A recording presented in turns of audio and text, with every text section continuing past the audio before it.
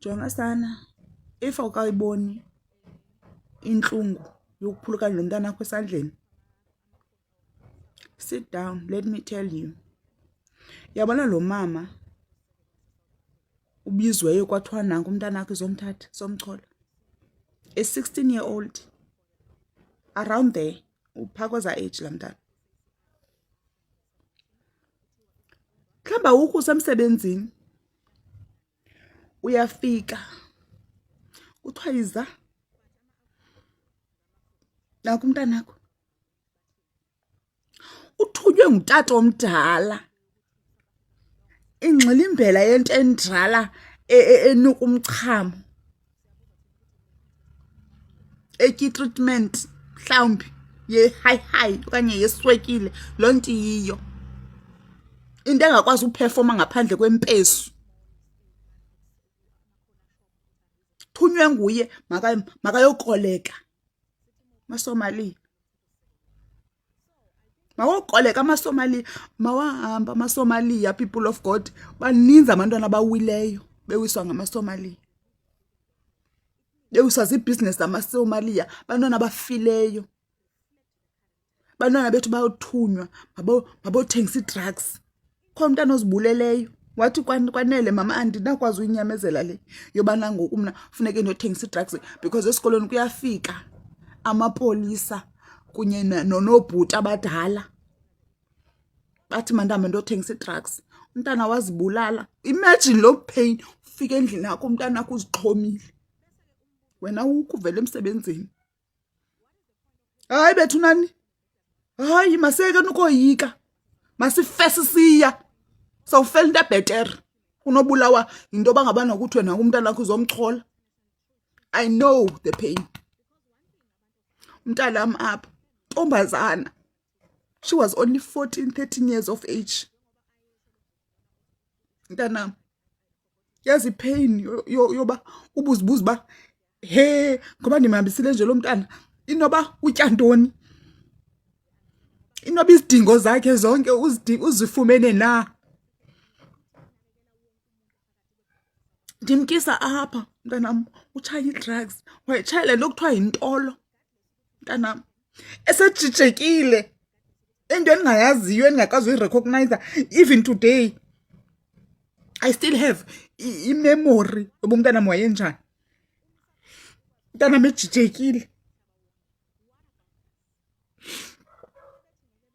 Imagine ke ngoku aba bazali bona kuthiwa izomchola, izofanisa nangu umntanakho uwile.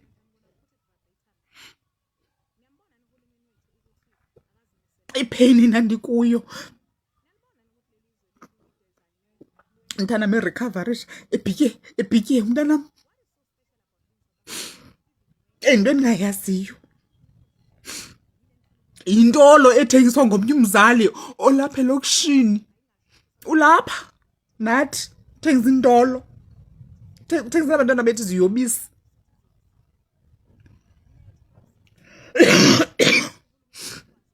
Uthengisela umntu ongahlaliyo nohlala apha nabakho abantwana. Uhlala kooma-Parklands, uhlala koomantsontsono, bomi bakhe buqhafuqhafu, killing abantwana bethu. Sibulalela abantwana because yena funeke abe ne-iPhone, funeka abantwana bakhe babe ne-iPhone, funeka yena aqhube into ethile, funeka ahambe imoto enjani njani.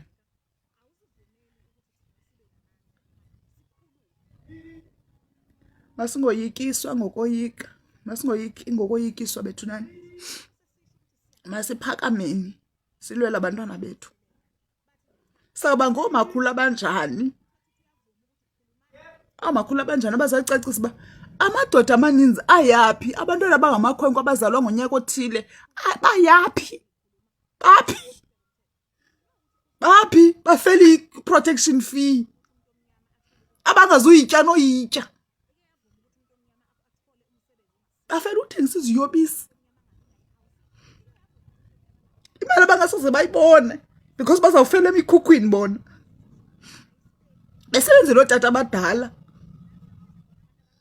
ootata abadala bohluliweyo bubomi.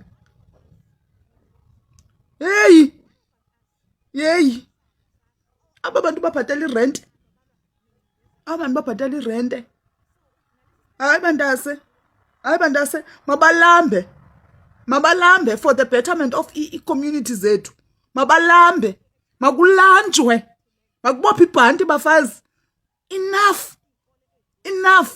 Abantwana bethu, yeyi mani, yeyi into ezenzeka phandle apha. Ungabona abantwana baphandle apha. Yeyi kubi. Abantwana bangamantombazana.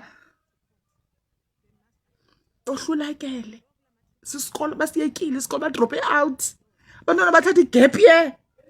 Beku-grade 9. Thatha gap year. Thatha gap year. Hayi.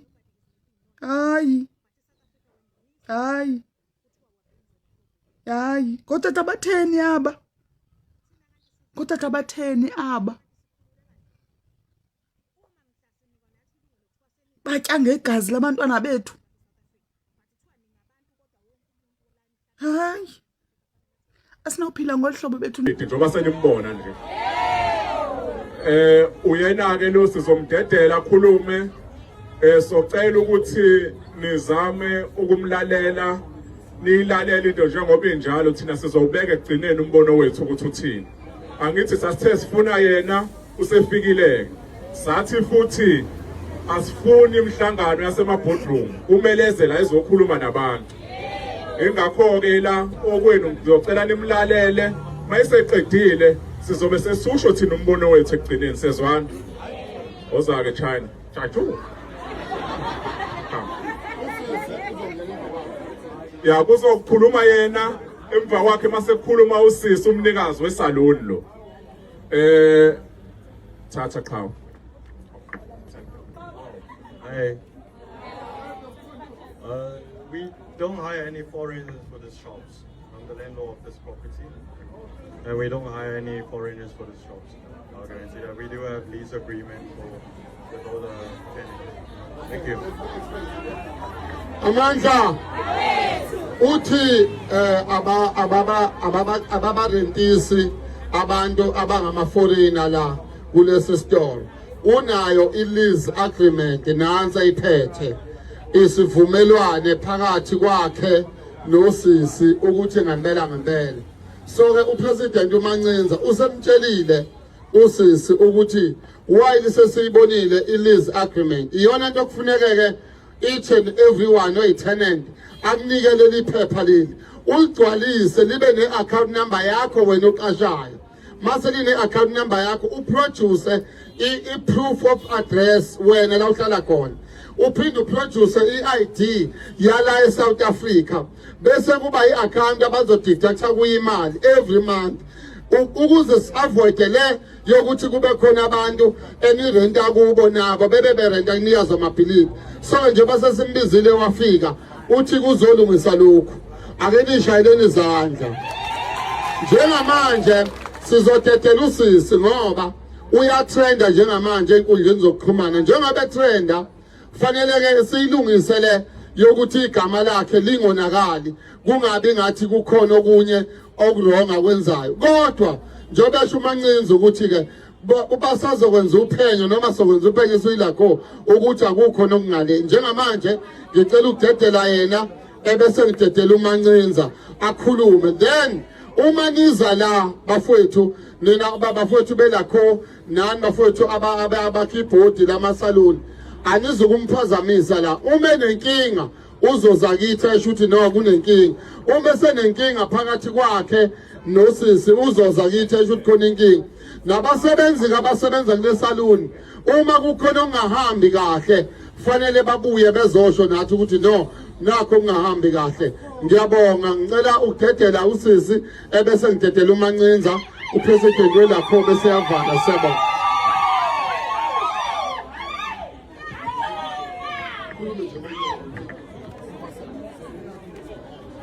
sanibonani njani yaphila igama lami ngulonda kwashanya abangazi kahle bangazi ngomaduma ukuthi